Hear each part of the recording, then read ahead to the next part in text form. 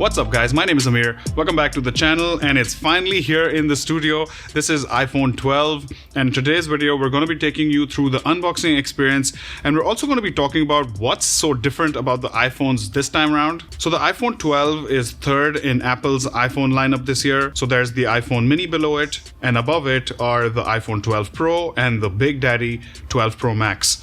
So it's aimed at people who don't want a top-of-the-line flagship, but want most of that flagship experience at a lower price. And with this iPhone 12, you really are getting much of that flagship experience. In fact, the iPhone 12 is nearly identical to the iPhone 12 Pro, but we'll get to that. So the iPhone 12 starts at $829 for 64 gigs of storage. Then there's this 128 gig version, which we're unboxing today. And finally, at the top of the list is the 256 gig version at $979. Now the unboxing experience this year is very different. For starters, the box itself is really thin, and this is hands down the smallest box for a phone that I've ever seen. And that is because this year the iPhone does not come with a charger or a set of earpods.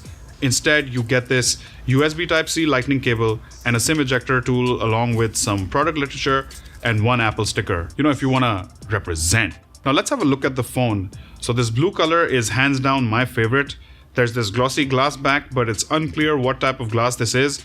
The camera area on the back has a satin matte finish to it, and there isn't much of a camera bump here. The phone comes with IP68 dust and water resistance, but there are two reasons why I really like the design of this phone. The first reason is the slim profile with flat edges.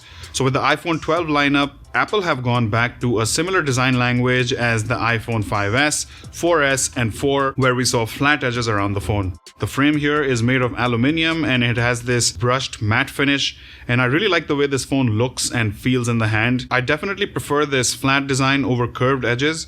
I also think it's really cool that this phone can stand upright on its own without having to be propped up against anything. I mean, I spend a lot of time and energy just propping these phones up against something to be able to take my shots, but it goes to show how well designed this phone is. And the second reason is that on the front of the iPhone 12, just like its Pro brothers, we have what Apple are calling a ceramic shield. Ceramic is known for being more durable than glass, and it's definitely a premium feature where phones are concerned, and this will offer better drop protection, which is a big win in my book. Marques Brownlee, in his iPhone 12 review, did raise this question that despite being 4 times stronger than before, is this screen more prone to scratches or not? And he did manage to put a scratch on his iPhone 12. So it's probably best for you to put a screen protector on this phone just to protect against scratches and to be able to benefit from the drop protection as well. Now in the intro, I said that the iPhone 12 and 12 Pro are nearly identical. And this was confirmed by iFixit in their teardown of the two phones. So the layout is almost the same. The display on both phones is exactly the same to the point of being interchangeable. The battery on both phones is also the same. Both these phones are so similar, in fact, that where the 12 Pro has its LiDAR sensor within the camera array, the iPhone 12 uses a plastic spacer. A big difference between the two phones is that the iPhone 12 has an aluminum frame, while the 12 Pro comes with a stainless steel frame, and the iPhone 12, as you can see, has a glossy back, while the 12 Pro has that super sexy satin matte finish. But the biggest difference between these two phones is in the cameras. In the iPhone 12, we get 2 cameras instead of the 3 cameras in the 12 Pro, and no LiDAR sensor. So here we have a 12 megapixel main camera, which is optically stabilized, and it has a wide angle lens with an aperture of f1.6 for better low light performance. And alongside this is a 12 megapixel ultra wide camera with an aperture of f2.4. Both these cameras are identical to the ones you have in the 12 Pro, with the big difference being that there's no telephoto camera, and the 12 Pro comes with that LiDAR sensor, which gives you better autofocus and also better augmented reality applications. On the front, again, just like the 12 Pro, we get a 12 megapixel selfie shooter. Now getting back to our almost like the 12 Pro theme, let's talk about the internals. So all the iPhones this year are 5G enabled. All of them have the same A14 Bionic chip, which is miles ahead of what we get in the Android space.